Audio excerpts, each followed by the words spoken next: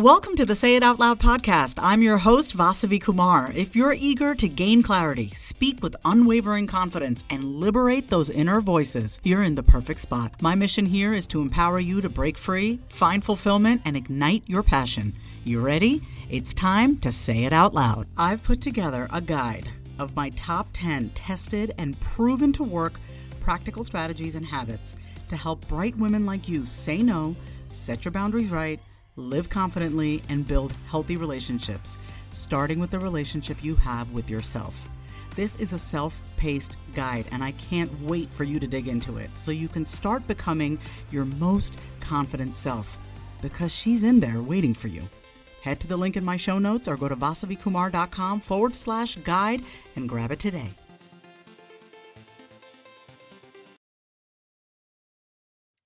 Welcome, Vasavi. Thank you so much for being with us on Elevated Female. It's a pleasure and an honor to be here today. How are you? Oh, likewise.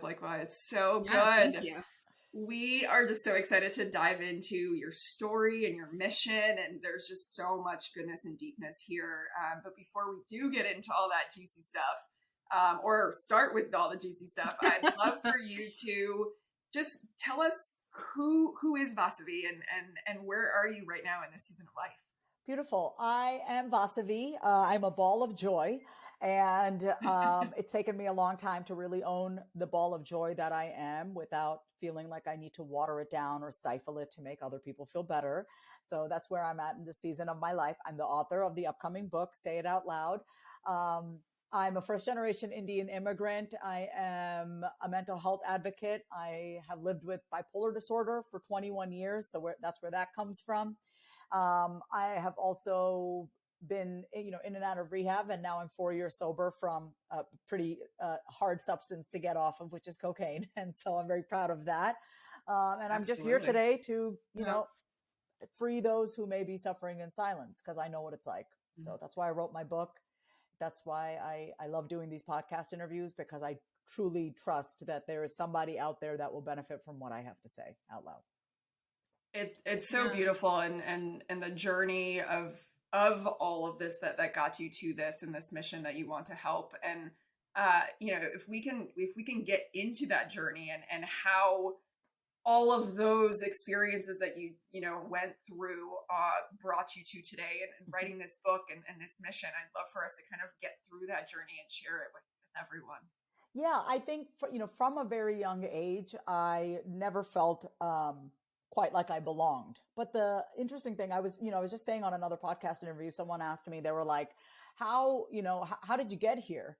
How did you get to where you are today? And I said, well, I've been this way since I was a kid. It just was not appreciated or fostered, right? Ooh, as a child, growing up, my parents and, they did not have the skills to communicate. They did not learn that. I don't think any of our parents had the skills to learn, they're just trying to pay the bills, put us through college, do what they need to do. So I don't blame my parents. I feel sorry for them. And I don't mean that in a, I don't pity them, but it's like they didn't know. So I don't hold on to any of that resentment like I used to. But when I was a kid, I knew, because we all know when we're children, we can hear what's not being said because we are clear, pure vessels, and we feel everything as children. And so as a child at 4 or 5 years old, I could hear what wasn't being said. I could feel the unspoken suffering, right? I was my father's mouthpiece growing up. My sister was my mom's mouthpiece. So I always stood up for my father when my parents would argue. I would say what my father didn't say. My father had a lot of self-control with his tongue. He did not just use his words to hurt people. My mother didn't have that art. She and I learned that from her. She was quite explosive. And, she too was suffering in her own way. And she didn't have the languaging to be able to describe what she was feeling. But I, as a kid, could see it so clearly. I was like, wait, if you just listen to what dad has to say, okay, dad, now you say what mom has to say. I would mediate my parents when I was a kid. It's funny, Anna and Sarah, because in the second grade, I got voted as class conflict mediator. Oh my goodness. And then, I love that. and then senior year of high school, I wanted to win best hair. I won biggest storyteller, which I'm an excellent storyteller. I get paid to tell stories, basically. I was going to say it's such an art. I love it. It is an art to be able to weave in your personal story and be able to use that to inspire strength, courage, and hope. And then, I went on to become a therapist because I am an excellent listener. I listen to feel. I don't listen to fix. How beautiful. Yeah, that's a good. Yeah, I don't need to fix anything. You're fine. You're going to be okay. I stopped assigning myself the role of God a long time ago. I had to learn to let go of my own control, and I had to learn how to be with the discomfort of my own pain so that I could hold space for other people, And so these are some of the things just to give you context how I was raised. And, I look at everything that I've been through in my life, whether it's, at 12 years old, I smoked my first cigarette so I could fit in. And then at 15, I had my first drink because I got attention from a male bartender. It was the first time I received male attention, and it felt good. And he poured me my first drink. And that's when I was like, ooh, this feels nice, this alcohol to my young little brain. And then, 18, 19, I started experimenting with drugs. I went away to college, and I liked drugs a lot. I liked how I didn't feel when I was using drugs, right? That's a very, very important way that you just said that, right? The way that you didn't feel. Yeah, I didn't it wasn't like to feel, it was to not feel. To not feel. To numb it. And I never thought, I mean, I was raised in a Hindu Brahmin household. We are like the equivalent of Orthodox Jews. We are very conservative. We are very prayerful. Just very strict in our upbringing. But I wasn't buying into any of that. You know what I mean? Because I just was like, I feel like my soul subconsciously chose so many of the things that I went through, whether it was, a lot of the stuff that I did in college, whether it was, I received a diagnosis of bipolar disorder when I was 19. And that really has shaped who I am today. Because having a mental health diagnosis, a mental illness, if you want to call it, a chemical imbalance, whatever you want to say, that has been both a blessing and a curse. It's been a blessing for me because it forced me to have to learn my mind and understand my mind, understand my triggers, understand what I need to support me as a being. But it's also been my curse because, and I'm just going to say that it's felt like a curse, right? Because we live in a society where any sort of mental health challenges, if you're functioning well on the outside, who are you to complain? What could possibly be wrong with you? Right, and it's like, please don't be mistaken by my accomplishments because you're not in my head. You're not in my head.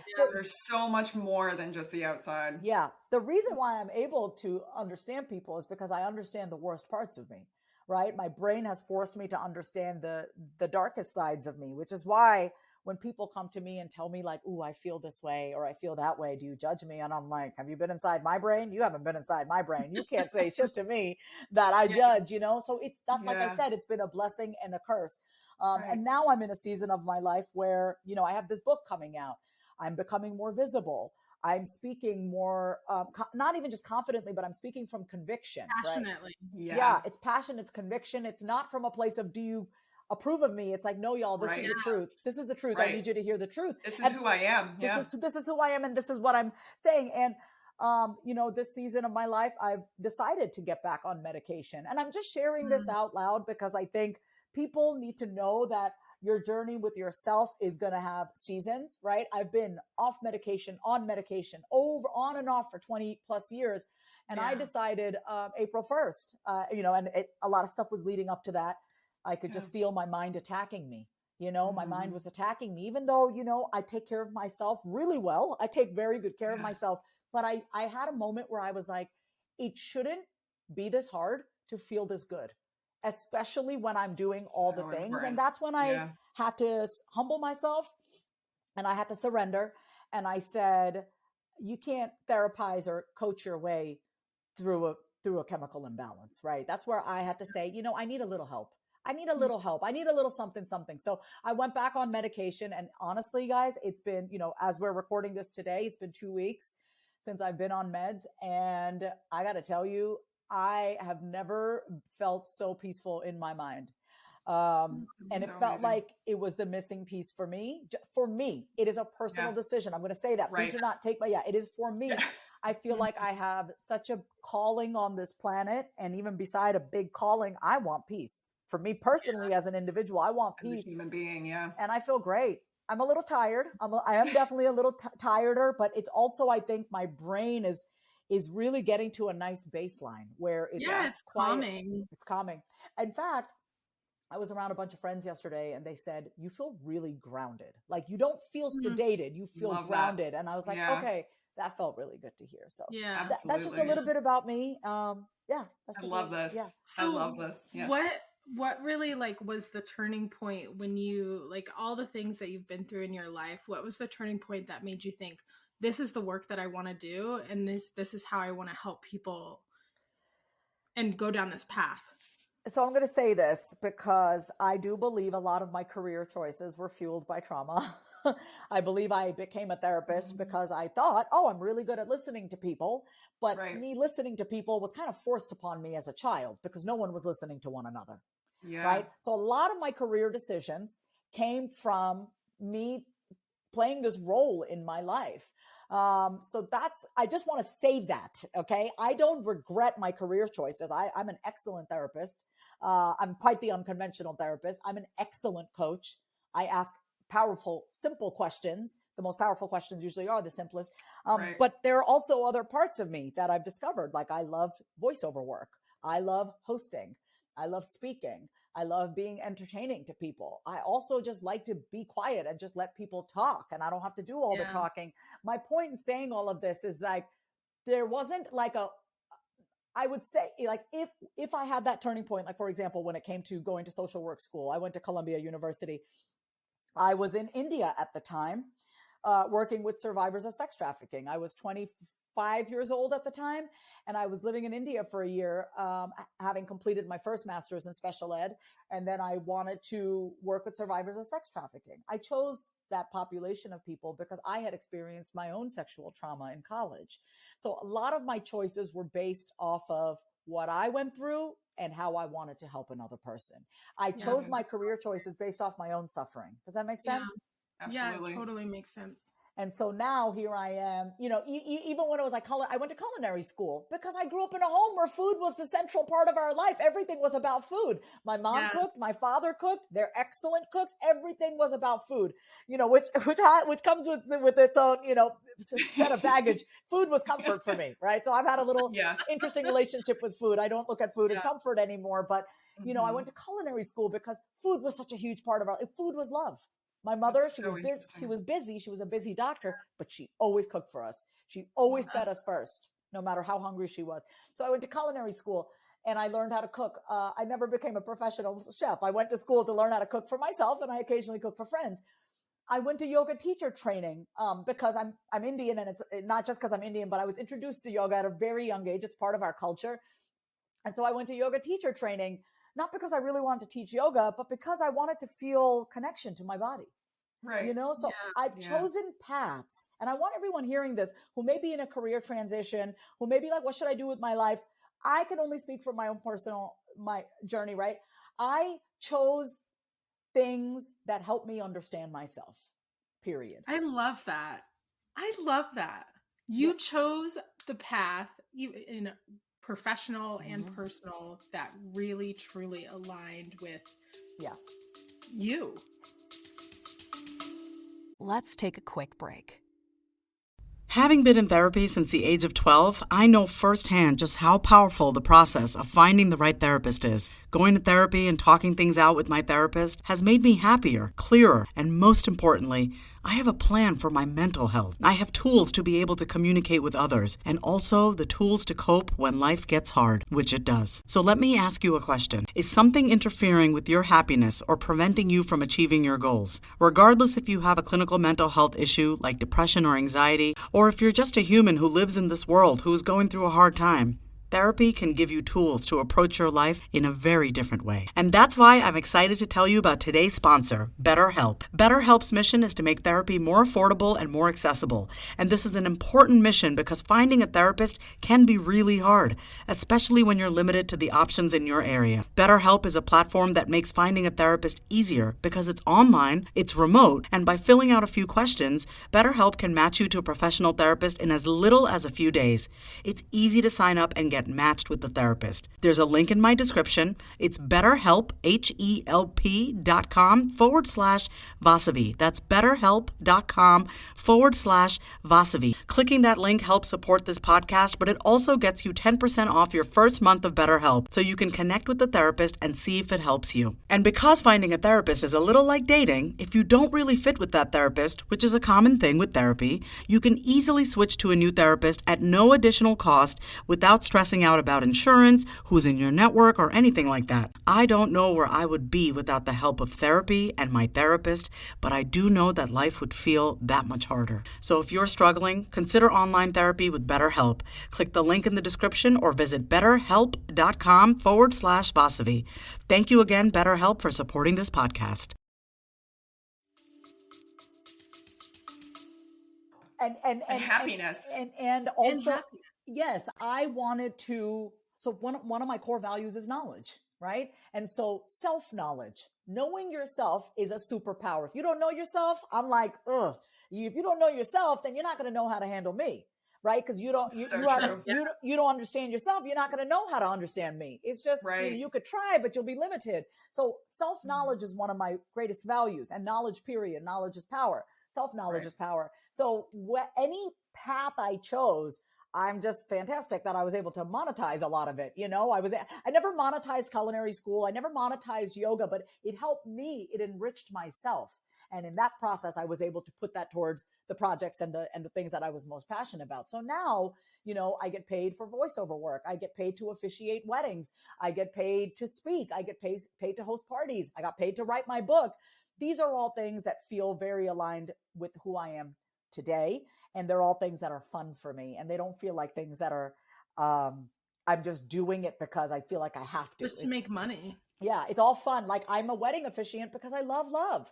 I love love. And That's so great. and I'm good at like maintaining a room. I'm good at commanding presence. And I think that if you find somebody in your life that you want to spend your life with, then I would love to be a part of that and speak beautiful words in your ceremony. In fact, my family, we are Brahmin.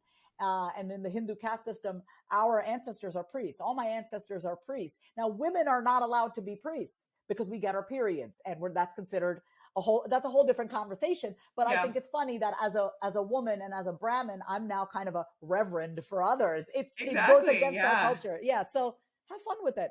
Have fun with what you choose. I love this. Yeah.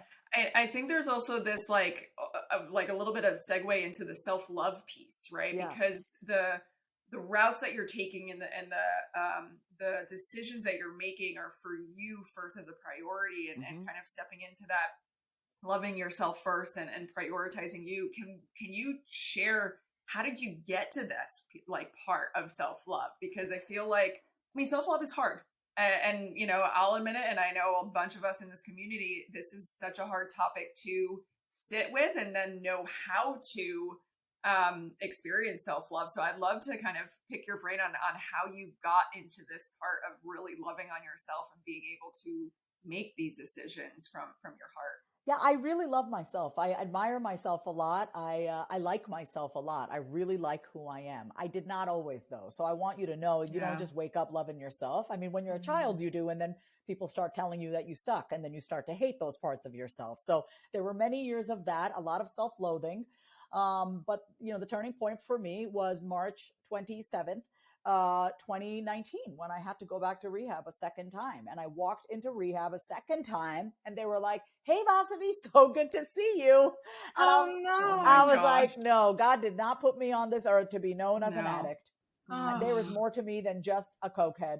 And I just made that decision. I asked my counselor, Carl, and I write about this in my book, Say It Out Loud. I asked my counselor, Carl, what do I have to do to never have to come back here again? And you want to know what he said? He said, you need to shut the fuck up, stop acting like you know everything, because you don't, because clearly you're here again, and listen to what we have to say. And I did. I stopped acting like I knew everything. And I said, tell me what to do. Even if I don't like it, I'm going to do it because I never want to come back here again. And clearly you have 30 years sobriety under your belt. I'm going to listen to you. Yeah, I'm going to listen to you. And so that was it for me. And then when I got out of rehab and I was doing intensive outpatient, which is I'm still in group therapy. I'm still, in groups and going in therapy, but I'm not in a rehab center. I was living at home and going to intensive outpatient 4 days a week, 5 days a week. When I didn't have my community and I didn't have group therapy, I was all alone. I was newly broken up with. I was engaged and that broke off. I've been married and divorced before, but it was just me and my dog, me and my golden retriever, Lainey. I live alone. And I didn't have any drugs to soothe me. I didn't have a man to distract me. I didn't even have a career because my mom financially took care of me for those 7 months after rehab. She said, I don't want you to focus on making money right now. I want you to focus on yourself. And that is going to be a distraction. Most people are like, okay, well, get right back into work.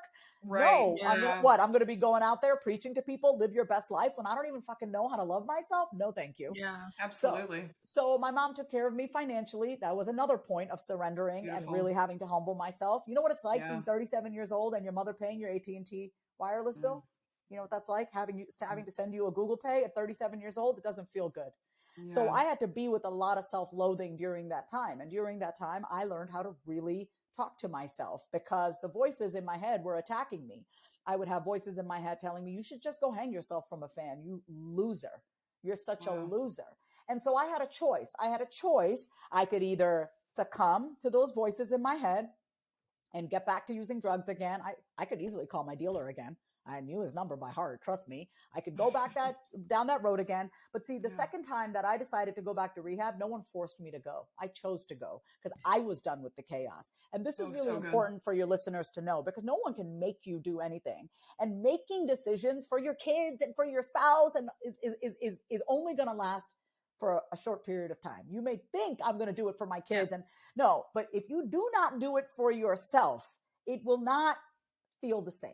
You're always just going to be it's not sustainable. So that was the turning point for me, y'all. I had to learn how to love myself. And I literally Googled how do I love myself? How do I begin to love myself? Because I didn't know. I did not know how to love myself. I mean, I just want everyone to not feel like, don't shame yourself about this. I had like some ideas based off Instagram influencers and this and that. But honestly, this blog that I read was like, start your day with water. Start your day with water. And of course, my mind is like, that's too simple. That's too simple. I was just going to say, it literally can be that simple, huh? It's that simple, but that I had conditioned myself to believe that I was difficult to love. So I thought that loving myself had to be this like wildly complicated thing. And it didn't. Huge milestone. Mm-hmm. So I broke it down. I broke down self-love. Like, okay, it's the actions that I take. Okay, cool. I walk every day. I take nice baths, candles, all that stuff. But when you're not doing that stuff, for me, it was really about the voices in my head. What are the voices in my head saying to me if I don't do it? Or if I do it, am I not doing it good enough? Oh, you only did 8,000 steps. You didn't do 9,500 steps, right? Like, what are the voices in your head saying to you? So I broke it down to a cellular level, to like a vibrational level, because words carry vibrations, including the words that we tell ourselves. So it really was a one day at a time, one moment at a time process. And I built on that. And let me tell you something, when you build and you continue to build and you focus on you, you become unshakable. So when I speak, I don't speak from theory and I don't speak from logic. I speak from a very grounded place within myself, and everyone has access to that. Everyone has, but you got to slow down and you have to be relentless and route to your love for yourself and your relationship for yourself. I'm relentless and I won't let anyone or anything ever sever the relationship that I have with myself ever again. So it's a one day at a time process. You got to be patient with yourself. You have broken trust with yourself time and time again throughout your life. You have abandoned yourself time and time again throughout your life. And now all of a sudden you want to start being able to love yourself when your body doesn't even trust you because you've let it down. Yeah. So you are repairing the relationship that you have with yourself, because not only have other people betrayed you and abandoned you, but you've done it to yourself. Yeah. So It's a process. It's not going to be an overnight, flick of a switch. Yeah. no. There has to be the work put in, and it starts with you first before any other outside factors can be a part of it. And I will say this, yes, it's all the things. It's the water, it's the massages, it's the infrared sauna, but like, how do you talk to yourself? At the end of the day, I want to know, you could be doing all that stuff. How do you talk to yourself? That's all I care about. You could still be so mean and still do all of that stuff. You can still do all that stuff and still be mean as shit to yourself. Like, like that. None of that means anything. So like, you see me, I live a pretty simple life, right? I'm not a flashy girl. Like, I'm not walking around with my red bottom shoes. Not that matters. But for me, I think we get caught up in, oh my God, look at their life on the outside. And I'm just like, what's it like inside of your mind? Because that's so true. That's what I care about. Right? Yeah. And even more so right now with this society of it being like showing the flashy stuff. But I feel now the flashier you are, it's almost the more you're trying to hide the true of what's happening. So I love that you brought that up. Literally every interview I'm on, my hair is usually like 5 days unwashed. I'm wearing like a black shirt. And I used to care a little bit. But now it's like, no, when you're speaking the truth, it doesn't really matter. I mean, of course I get like dressed up when I do, but that is the truth. What I'm saying is that nothing else matters. So yeah, I think definitely like the evolution of what social media is now has really played a part in like how we view ourselves, how kind we are to ourselves. The comparison between this woman and me, or this man and, my husband or my brother or whatever, it definitely has caused a lot of self-doubt and bad comparison in my view of just, I don't know. Suffering. It causes suffering.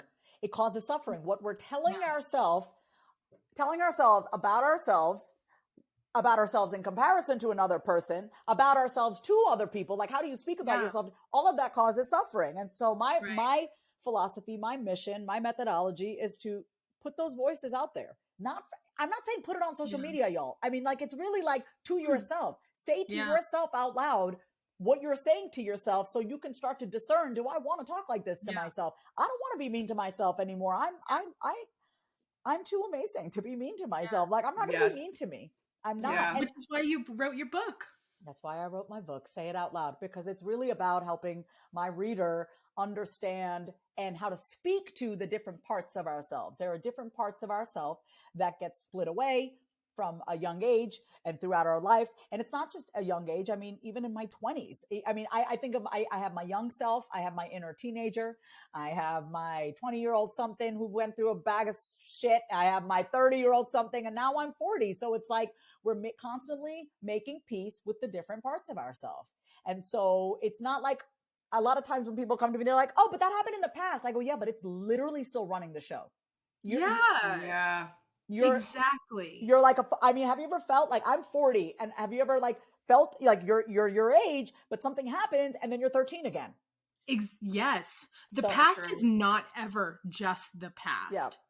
Yes. This is an opportunity when we get triggered. And I say this in my book. I believe it's chapter, honestly, guys, I don't remember all my chapters anymore. I should. I believe it's chapter 4, which is talk to your triggers out loud. I talk about the fact that when you're triggered, this is not an opportunity for you to be like, oh, I'm fine, I'm triggered. No, you literally have an opportunity when you're triggered to ask yourself, how old am I right now? You get to go back and heal that part of yourself, right? Like when I'm triggered by something that somebody says, let me give you an example, okay? Growing up in an all-white town, I would have to walk into the cafeteria and all the white kids would just be so fucking mean. They were so mean, would make fun of me. They're like, oh, did your mom pack Indian food? You smell like curry. Oh yeah, did your dad, does your dad drive a camel to work?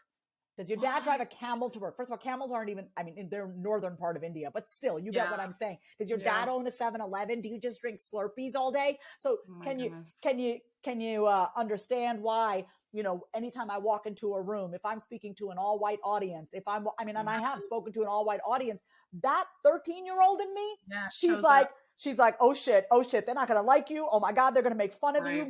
All those comments come back up. And in that moment, I got to say to her, We're not at Sawmill Road Elementary School. We are not at Grand Yeah. Avenue Middle School on Long Island, New York, where there's 95% white kids. You know what I mean? 98% white kids. You're not there anymore, Vas. And so I do whatever I got to do to soothe my 13-year-old, because if my 13-year-old takes charge, I'm not going to be able to do what I need to do in this world.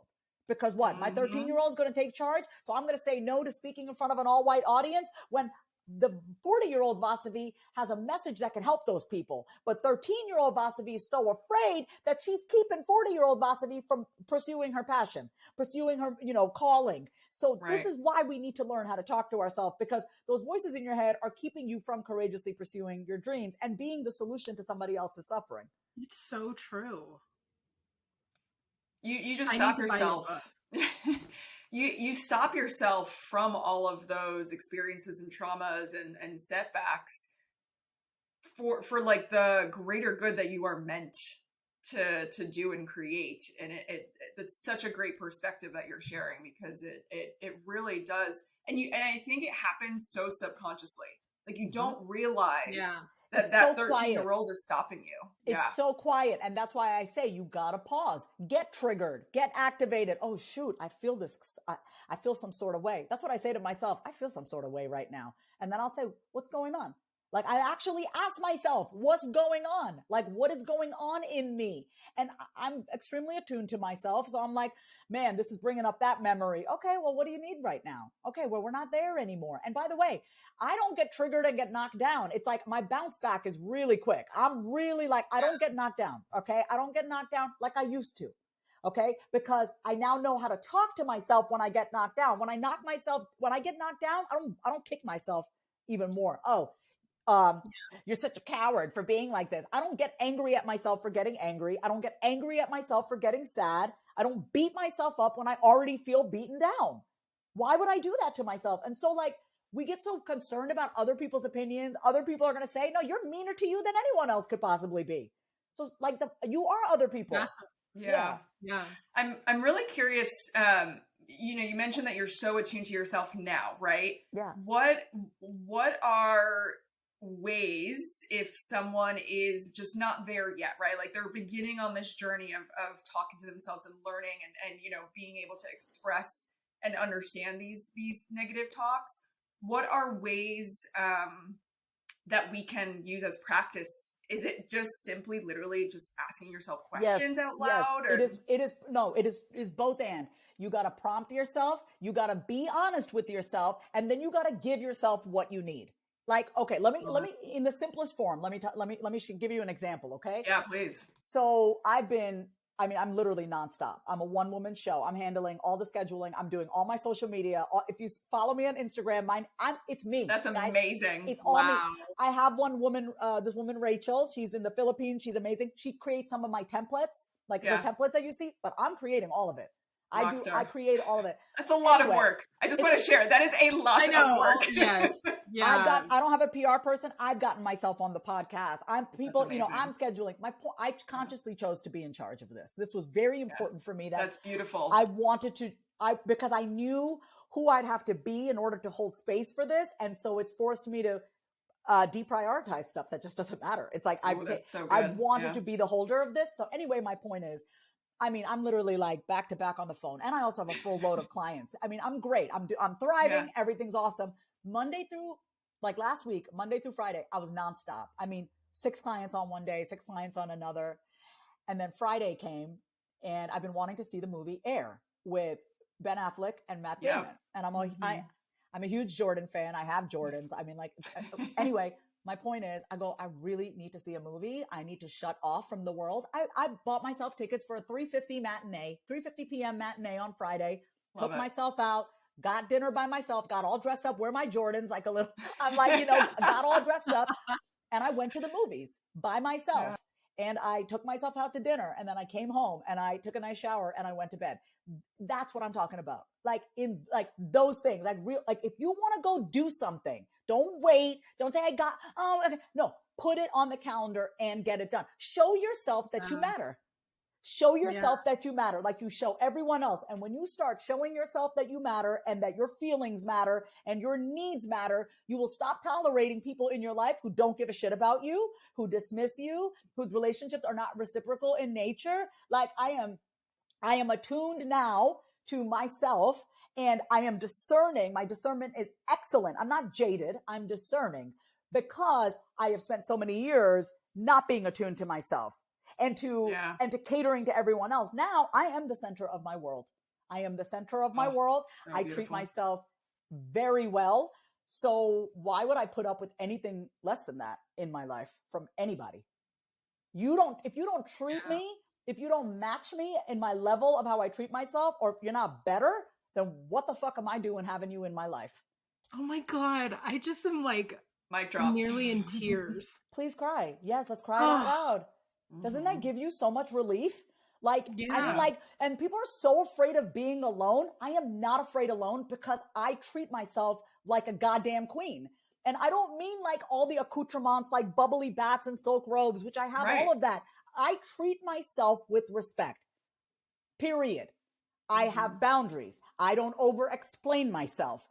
This is what it is. And I know that I'm coming from a good place. So I don't feel the need to be like, did I hurt your feelings? Did I hurt your feelings? Right. Like no, I know where I'm coming around. from. Yeah, I know who I am. So I don't have to keep prefacing everything. This is just what it is. Take it or leave it. The people who are on my vibrational frequency, they will respect me and they will get it. Anyone who is not on my vibrational frequency, I'll tell you, mostly it's I'm aggressive, I'm crazy, I'm harsh, I'm this. Then we're not on the same frequency because the people who get me, they love me.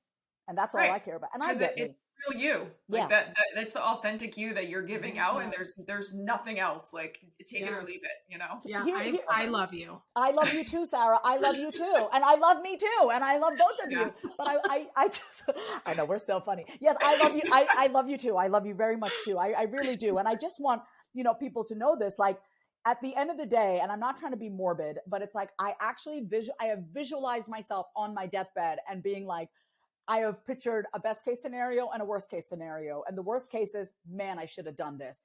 God, why did I not do that? I do not like regret. I do not like feeling regret. I do not like feeling that I didn't give it the best that I could for me. However, I had to learn in relationships, sometimes you got to know when to fold.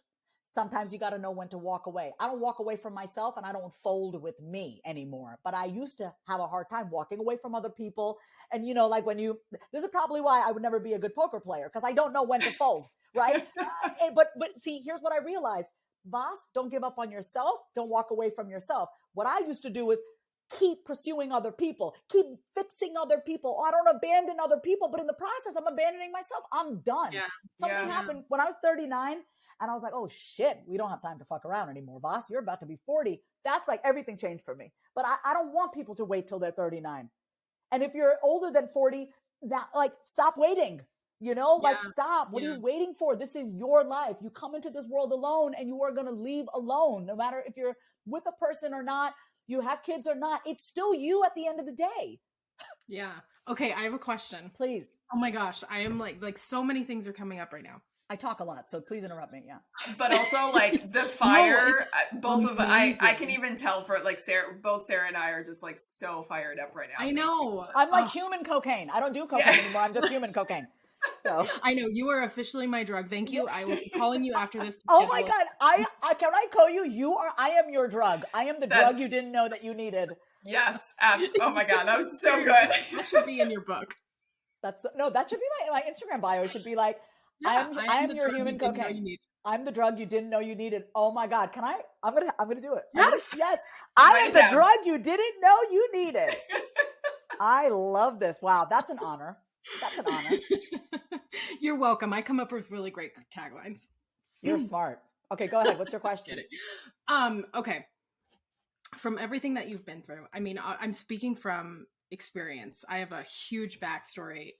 It'll be 3 hours explaining it. But how do you get through the guilt and the shame from yourself, dealing with everything that you've been through? How do you work through that? How do you forgive yourself for making these choices that you did? I have spent many days forgiving myself and caressing myself and saying sorry. I don't, I mean, Yeah. I remember just a few months ago, I was purging some stuff. I was just going through some stuff in a relationship, romantic relationship, where I really lowered myself to a place that I'm not proud of. You know, when you just chase a man, no woman should be chasing a man. And Yeah. I was chasing, I was pursuing, I was initiating. It was not my natural self. I am not a pursuer. By nature, I'm like this. You know, you see me, I'm like lean back like this. I am Come to me. by nature, I'm a relaxer. It's like, come to me, Yeah. you know, that's how I am. Mhm. But in my Yeah. romantic relationships, I played that role for my father. I was very much my dad's dad. I was my dad's mouthpiece. So I was very much like there for my dad. So I was like that in my relationships with men. I was there for them, you know? But the way that I was able to get over the guilt is that I forgave myself.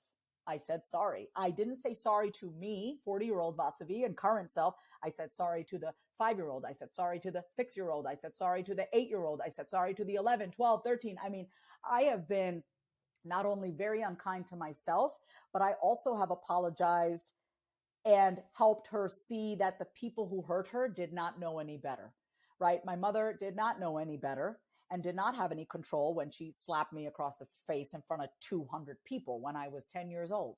That really left an impact on me, being slapped in front of 200 people, right? That really produced a lot of shame in me. And I had to speak to that part of myself. I mean, I'm not kidding when I say your words have the power to heal you, right? Because at the end of the day, I could say the sweetest things to you, Sarah and Anna. I could say the sweetest things. It's just not the same unless you say it to yourself. Yeah, unless you say it to yourself. So I spent a lot of time, you know, for me, physical touch is one of my love languages. I love being touched, just like caressed. And so, you know, it sounds weird. And if it feels weird being that soft with yourself, it's probably time for you to do it. Because if you cannot be that soft with yourself, guess what? You're going to look for everyone else to be your cozy blanket. And guess what? Right. Everyone else comes with their demons. Everyone else comes with their unhealed shit. I don't want people to bleed on me anymore. Yeah. I got to heal myself and be my cozy blanket for myself. Yeah. I don't have anything to say. This is amazing. Wow. Yeah. So basically it's like, you have nothing to say out loud. You're just going to shut the F up right now. I've said, I get it. Take it all in. Yes. I feel like I just stepped out of a therapy session. It was so great. Oh my God. Hey, listen, I'm available for hire. I tell everybody, you want it? Not everyone's ready for me. I'll tell you this. Like I have clients that work with me for years on end. And I say I'm not for everyone because when you're with me, you have to be honest. This is the only rule that I have. Don't lie to me and be honest. That's it. Don't lie to me. Tell me exactly how you feel. I cannot help you if you lie to me. Yeah. It's true. I mean, literally that's the baseline in anything, any help that you ask for. Yeah. If you are not being truthful in what you're experiencing or what you're feeling or what you're in, then how can you fix it? No help can help you. Like, there's how can you process it? Nobody can help you. Nobody can help you. Mm-hmm. Yeah. Oh my gosh. I am. Wow. This is great. Thank you, Sarah. So good. So please, we're at the end of the show, which I'm so upset because there's so much that we can keep diving into. But would love where can everyone find you? When is the book coming out? Like, give us all the juicy details that everyone can get more of Vasavi. Yeah, there's so much more of me. Let me tell you right now. So first thing, follow me on Instagram. My name is Vasavi, is my actual handle. My name is Vasavi. Feel free to screenshot this episode, tag both Sarah and Anna and I. Let us know that you heard it. Use the hashtag Say It Out Loud. Drum roll for the book. Go to sayitoutloudbook.com. I'm available. My book is available everywhere. Target, Barnes and Noble, Booktopia. I mean, everywhere. Amazon. And when you pre-order at sayitoutloudbook.com, you can also grab your bonuses. I have a bunch of meditations. I have a mini course. I also, the most exciting thing is that in June, I will be offering my Say It Out Loud virtual book club where we'll be going through the book together in June. People don't know this about me, but I'll say it. When you're in my groups, I do less talking and make you talk because I don't have a problem saying it out loud. But the people who buy my books and the people who listen to anyone who joins a program or reads a book or listens to a podcast called Say It Out Loud, you got shit that you need to say. So I don't need to talk. You need to talk. So Yeah. that's what I love about my groups is when you decide to buy my book and come to this book club, just trust yourself that there's some stuff that you haven't been saying out loud, and trust that part of you that picks up the book, that listens to this episode, that comes to the book club. Because I know how many people are suffering in silence, because I know how much I suffered in silence, but I didn't suffer in silence. I suffered out loud. And I know the power of suffering out loud. When you learn to say those voices out loud and you're witnessed by somebody, it's very powerful. So you're not alone. Get the book and come to my book club in June. And then I also have my group program in August, and that's a different convo. So sayitoutloudbook.com. I would be so grateful for your pre-order. Also, if you all are listening to this, you have organizations, you have masterminds, you're working with clients, get this book for them, because everybody has voices in their head. Everybody's talking to themselves internally. We're all just sitting here chattering away inside. Nobody's talking about anything. So please get this book for your friends and family. If you over the holidays, if you have family members that just sweep everything under the rug, they need to get my book. Yep. I can think of a few. Yep. I'm going to do that for Christmas. I'm going to be like, here's the best Christmas gift you can give your family. Right? You're welcome. The gift of the emotional laxative, the verbal laxative that everybody in your family needs. It's the drug you didn't know you needed. I'm the drug you didn't know you needed. I mean, I am literally that. Well, I'm about to change my Instagram bio right after this. You should. No, I will literally. Okay, I'll do it after. But I'm like, let's do it now. But I will do it. I'm the drug you didn't know you needed. I also want to share that you have a book tour coming out. So also, was it May 11th in Austin? Is that correct? Yeah. So if you're in Austin, and hopefully this drops before May 11th, that would be awesome. Yes. Yeah. And I have 2 book launch parties. I have one on May 11th, hosted by Heart and Soul, ATX in Tarrytown. We have a bunch of great hosts and sponsors.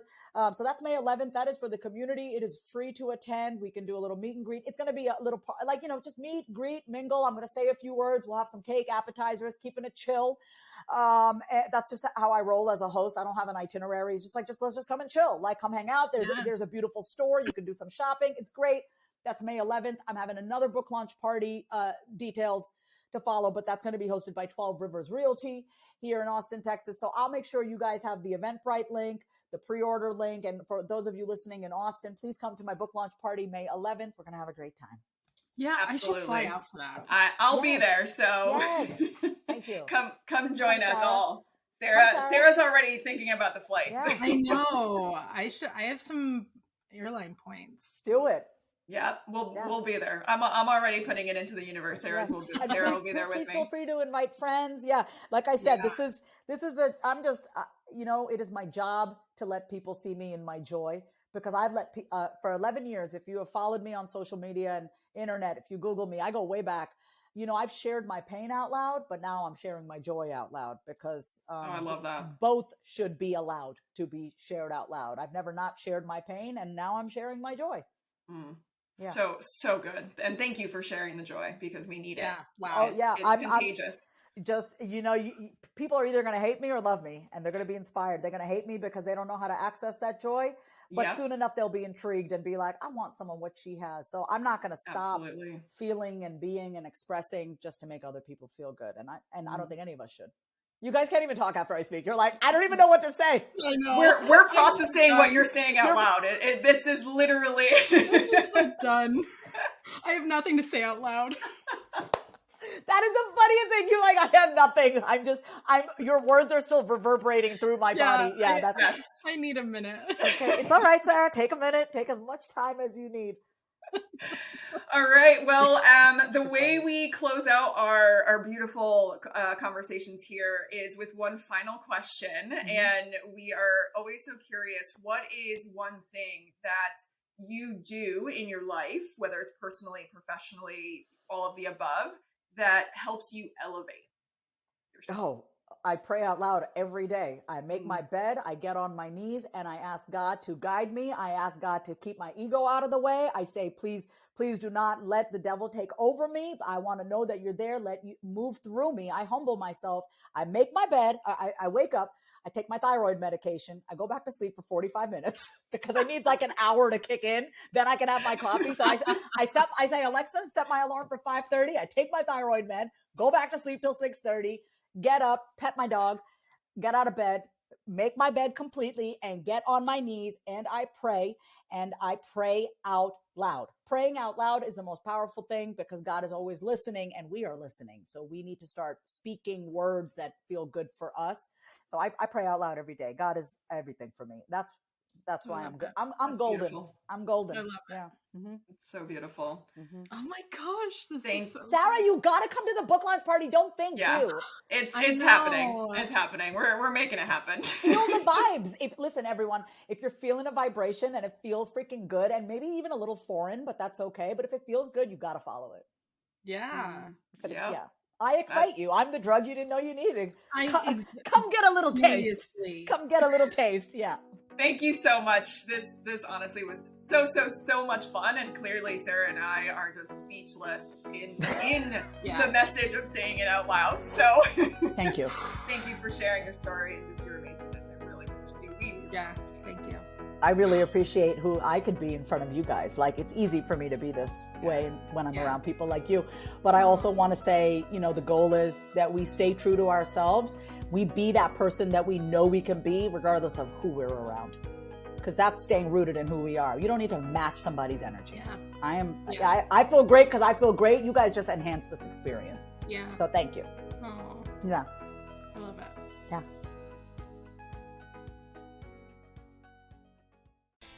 If you love today's episode, then say it out loud. Subscribe, leave a review, and come say hi over on Instagram at My Name is Vasavi. Until next time, say it out loud.